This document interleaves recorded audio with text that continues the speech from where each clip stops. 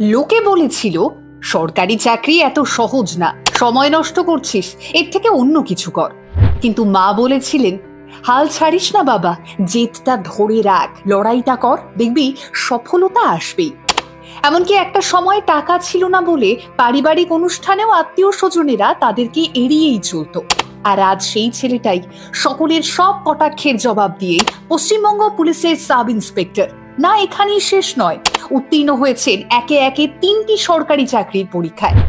যেই ছেলেটার একদিন কিচ্ছু ছিল না, আজ তার কাছে সবটা রয়েছে। একদিন যারা ব্যঙ্গ করত, আজ তারাই জিজ্ঞেস করে, ভাই কিভাবে পড়তে হবে, কিভাবে সফলতা পেতে হয়। আমাদের আজকের গল্পের নায়ক পশ্চিমবঙ্গ পুলিশের সাব ইন্সপেক্টর সৌরভ চন্দ্র, যিনি কঠোর থেকে কঠোর পরিশ্রম করে নিজের জীবনের সমস্ত কিছু পাল্টে দিয়েছেন। আসলে লড়াই করলে সফলতা আসবেই, হাল ছেড়ে দিলে স্বপ্ন ভেঙে যাবে, আর লড়াই চালিয়ে গেলে তা পূরণ হবে। অদম্য ইচ্ছে শক্তি, এক সংগ্রাম থেকে সাফল্যের কাহিনী। ছোটবেলা থেকেই জীবন তার জন্য সহজ ছিল না। বাবা ছিলেন কাঠের ব্যবসায়ী, মা গৃহিণী। সংসারে সবটা ঠিকঠাকই চলছিল, কিন্তু হঠাৎই একদিন সবটা বদলে গেল। বাবার ব্যবসা বন্ধ হয়ে গেল, আর সেই সঙ্গেই ভেঙে পড়ল পরিবারের স্বপ্ন। সংসারে নেমে এলো একটা কঠিন সময়। খাবারের জন্য লড়াই, পড়াশুনোর খরচ চালানো তো দূরের কথা, অনেক সময় রাতে না খেয়েই ঘুমোতে হয়েছে। নতুন জামা কেনার সুযোগ তো ছিলই না। বাবা সবটা হারিয়ে সেই সময় অসহায় হয়ে পড়েছিলেন। আর এমন পরিস্থিতিতে লেখাপড়া চালিয়ে যাওয়া যেন এক অসম্ভব স্বপ্নের মতোই মনে হচ্ছিল। কিন্তু স্বপ্ন দেখা বন্ধ করেননি কোচবিহারের পশ্চিম খাগড়াবাড়ির সৌরভ চন্দ্র। পরিবারের পাশে দাঁড়ানোর জন্য টিউশন পড়ানো শুরু করলেন। দিদা সামান্য সাহায্য করতেন, আর মা সংসারের যতটুকু সম্ভব ব্যবস্থা করতেন। বড় কোনো কোচিং সেন্টারে ভর্তি হওয়ার সুযোগ ছিল না, তাই ইউটিউব আর সেলফ স্টাডির উপরই ভরসা রাখলেন। প্রথম দিকটায় আত্মীয় স্বজন, এমনকি কিছু বন্ধুরাও বলতেন, সরকারি চাকরি এতটা সহজ নয়, সময় নষ্ট করছিস, অন্য কিছু কর। কিন্তু মা সবসময় একটা কথা বলতেন, চেষ্টা চালিয়ে যা, সাফল্য একদিন আসবেই। প্রথম ধাক্কা, ব্যর্থতার চরম ধৈর্য পরীক্ষা। একটার পর একটা পরীক্ষা দিলেন, কিন্তু সফলতা এলো না। প্রিলিমসে কখনো বাদ পড়লেন, কখনো মেইনস পেরিয়ে বাদ পড়লেন ইন্টারভিউতে। তবে হাল ছাড়লেন না সৌরভ। প্রায় 40-50টা সরকারি চাকরির পরীক্ষা দিয়েছেন। প্রতিবার নতুন স্বপ্ন নিয়েই বসেছেন পরীক্ষায়, নতুন করে পড়াশুনো শুরু করেছেন। তবে একের পর এক ব্যর্থতা তাকে মানসিকভাবে দুর্বল করে দিচ্ছিল। তবে ওই মা বলতেন, একটা না একটা চাকরি তুই পাবি। সবচেয়ে কঠিন সময় ছিল পরীক্ষার ফর্ম ফিল আপ করা। সরকারি চাকরির প্রতিটা পরীক্ষার ফর্মের জন্য টাকা লাগতো, আর সেটা জোগাড় করাই ছিল সবচেয়ে বড় চ্যালেঞ্জ।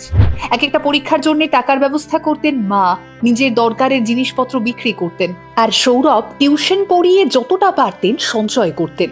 আর অবশেষে এলো সেই কাঙ্ক্ষিত দিনটা। সফল হলেন মা ছেলে দুজনেই। হ্যাঁ, দুজনেই তো। একজন লড়াই করছিলেন বাইরে, আরেকজন ঘরের ভেতরে। প্রথম বড় সাফল্য এলো আরপিএফ এনসিলারি পোস্টে নির্বাচিত হওয়ার মাধ্যমে। প্রথম সরকারি চাকরির স্বাদ পেলেন তিনি, কিন্তু তাতেই দমে রইলেন না। স্বপ্ন ছিল আরো বড় হওয়ার। এরপর রেলওয়ে গ্রুপ ডি, আর তারপর ওয়েস্ট বেঙ্গল পুলিশ এসআই। একটার পর একটা সরকারি চাকরির পরীক্ষায় সফল হতে থাকলেন।